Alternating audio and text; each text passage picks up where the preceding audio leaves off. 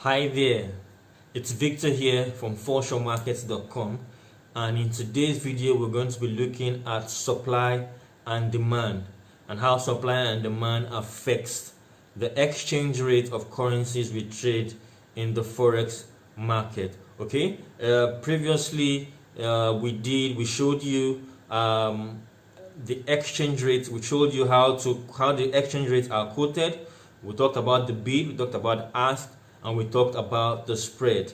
Okay, and so we said that exchange rates do not stay static. Exchange rates are always changing. All right, and so what are the factors that determine the changes and the fluctuations in this exchange rate? They are determined by the forces of supply and demand. Okay, now there are also other factors that affect supply and demand, and we'll also be looking at those extensively in other videos. Okay, but so let's go into the concept of supply and demand. Okay, all right, so let's look at demand and exchange rate.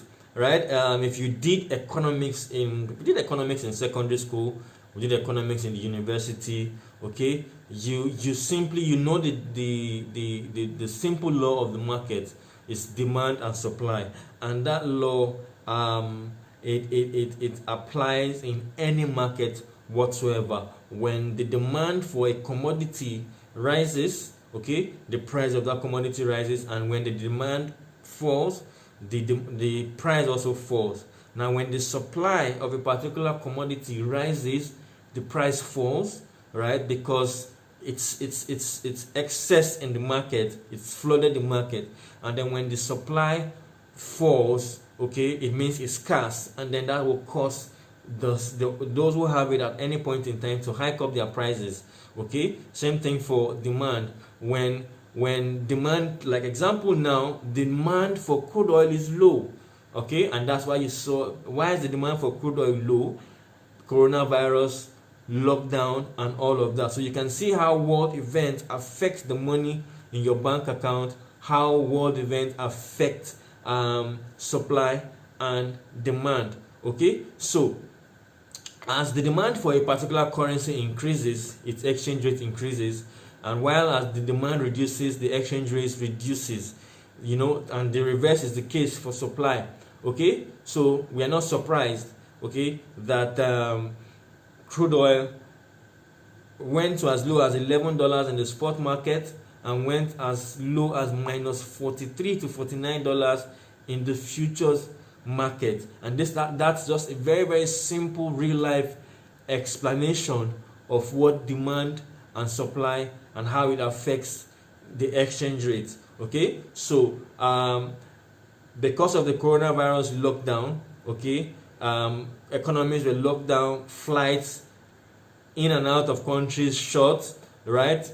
No cars moving, and so your fuel, your diesel, your aviation fuel, and all of that has gotten from crude oil, right, is no more needed. And so there's so much crude oil in the market, that is supply, and very little demand, because no one, people don't really need to travel, cannot travel, cannot drive their cars, you know, right now. Okay, and so you can see that in this case of crude oil, the demand was low and the supply was high.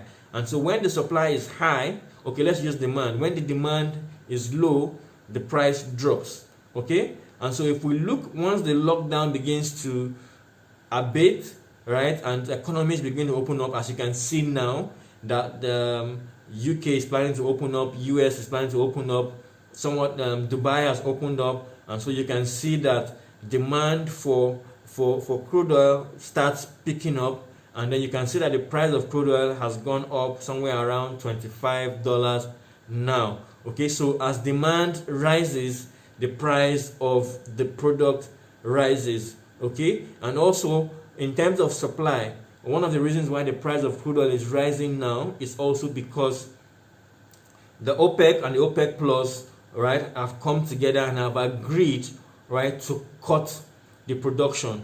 And cutting production means cutting the supply. So it means they all understood that there was oversupply in the market, and that market force was going to make the price drop. And so what did they do? They try and look for ways to cut the supply. And so as they cut the supply, okay, the price of crude oil can rise, and that's exactly what is going on right now. Okay, so demand and supply. So there are so many factors that affect demand and supply, and I've touched a few of them, and we'll be looking at this extensively. But we'll be looking at it extensively in other videos, but let me touch on as many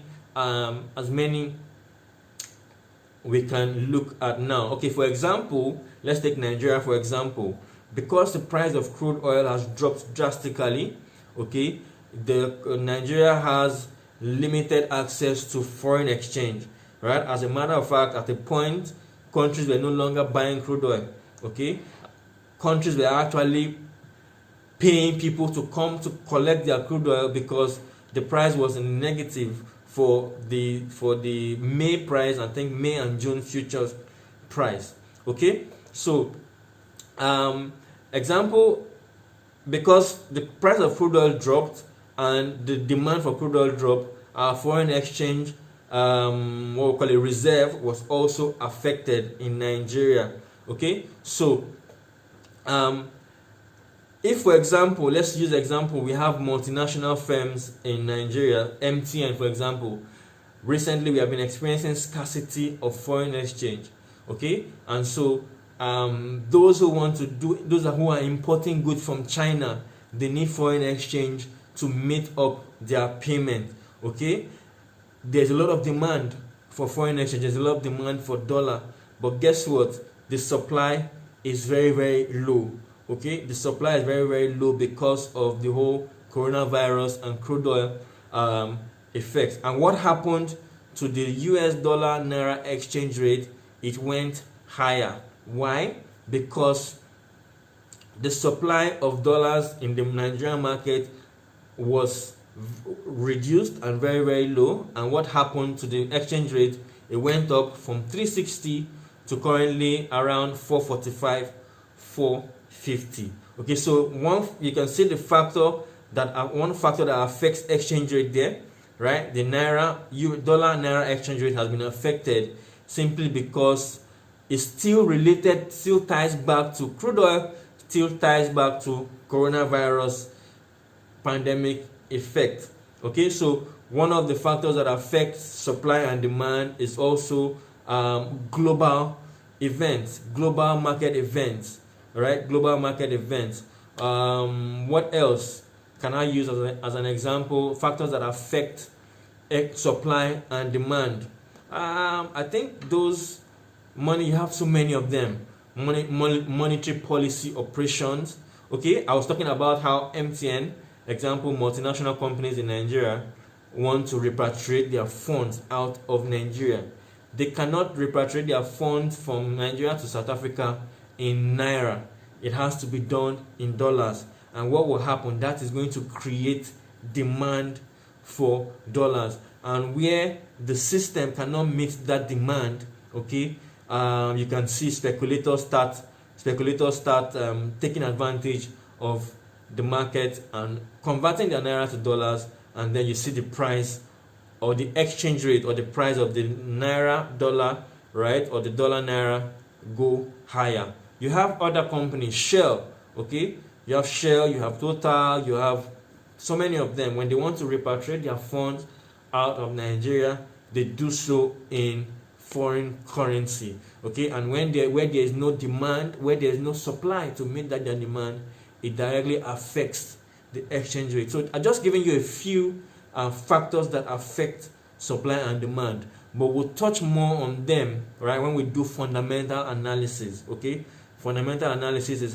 basically how world events and news, economic data affects the exchange rate, but that is beyond this class. But for now, just understand that supply and demand is what affects what determines the exchange rate at any point in time. And in future, we'll look at how the fundamentals and economic data also affect supply and demand, and also directly affect the exchange rate. Okay, so if you've learned something in this video, give us a thumbs up, and then if you're yet to subscribe, I hope you're enjoying the series. All right, click the subscribe button below this video, and also click the bell beside the subscribe button so you can get notified whenever we upload a new video.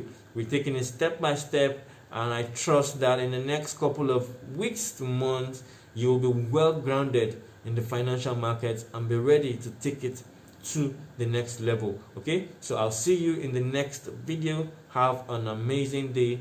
Cheers.